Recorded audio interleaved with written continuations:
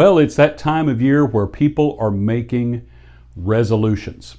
The first of the year seems like a very natural time for us to consider making change, but I want to caution you that an overwhelming majority of resolutions fail. Now, there are reasons for this, but one of the primary reasons that resolutions fail is that they're based on an arbitrary date. People just seem to expect that we will be doing this, so we come up with some random decision based on this arbitrary date, and we go, I'm going to change this.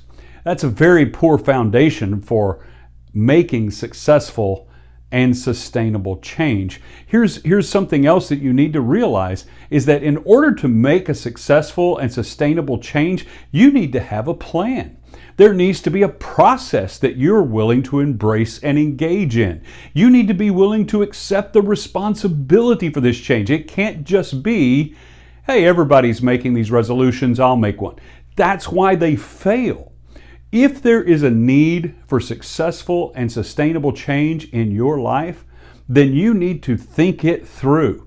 You need to identify it. You need to clarify why this change matters to you, because if it doesn't, you won't change. That's just a general, universal truth.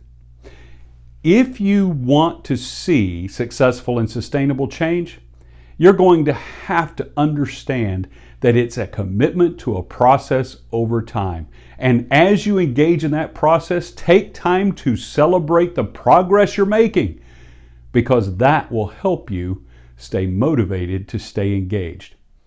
Resolutions fail because their foundation is weak, we haven't thought them through, and they're seldom accompanied by a strategic plan that we can engage in a process and stay committed to. Don't just make some random resolution based on an arbitrary date on the calendar.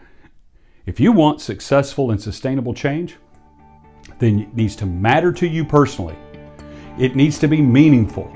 You need a strategic plan that you can engage in the process of actionable steps over time. That is how you see real change.